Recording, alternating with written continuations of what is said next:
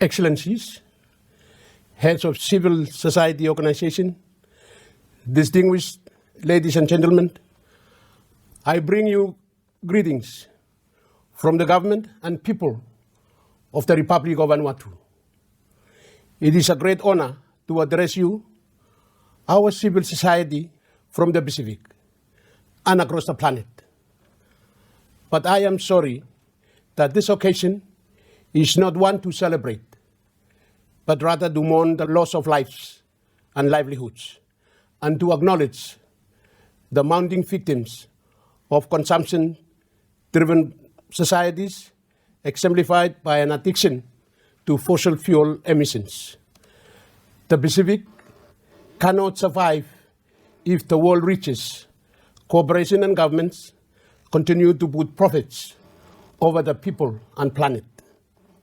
Science confirms that the time for empty pledges and promises has now passed. It is clear that political will is not aligned with the speed of climate change. People, species, and world regions are suffering now. We who have contributed the least to carbon pollution continue to bear the greatest burden. The climate crisis is heart-wrenching. The climate is a moral crisis, a crisis of conscience. The climate crisis is either a willful ignorance of the scientific evidence or a heartless, unprovoked, and unjustified aggression by fossil fuel interests against our present and future generations and against our planet. The climate crisis is a human rights crisis.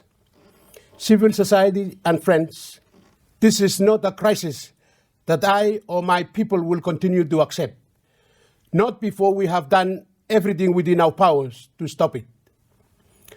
And we have the power.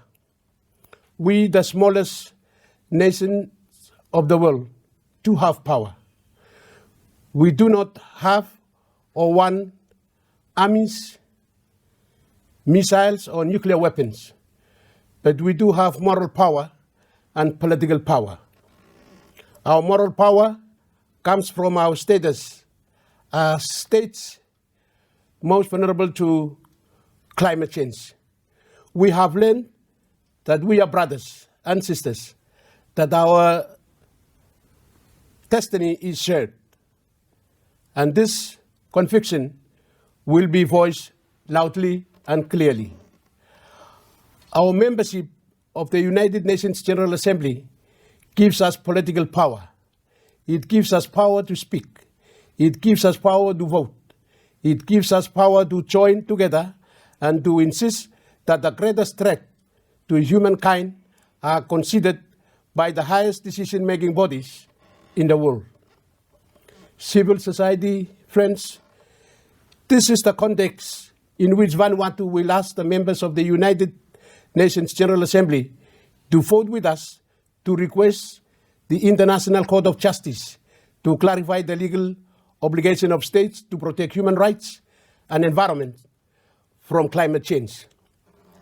Let me be clear. This is not a court case. We do not seek to assign blame. This is a campaign for the world's most vulnerable, for all of humanity and our collective future. This is a campaign about what we must save, not what has been lost. This is a campaign to build ambition, not division. This is a campaign to uplift the goals of the Paris Agreement.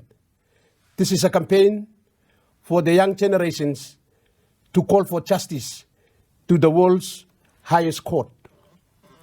And friends, I wish to publicly thank you, the civil society organizations, for pushing the world forward, pushing global superpowers to do what is right, not what is easiest, mobilizing millions of people to take the streets and demand change, inspiring governments, including mine, to take new action to end the climate crisis.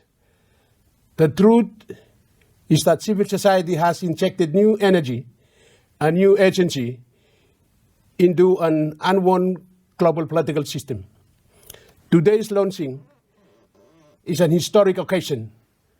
Non-government organizations from Vanuatu, the Pacific, and around the world are joining forces to achieve a single goal: climate justice.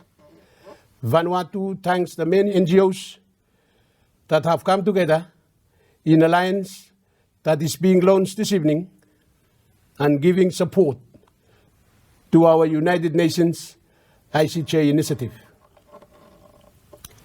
Thanks especially to the young people of the Pacific who continue to support this campaign and have been battling climate change with passion and optimism. You have inspired governments to action. You have gained the support of the world's top legal experts, and you have mobilized the most influential NGOs in the world. Vanuatu calls on all people and civil society as one to support our resolution at the UN General Assembly this year. Thank you, Dumas. God bless you all.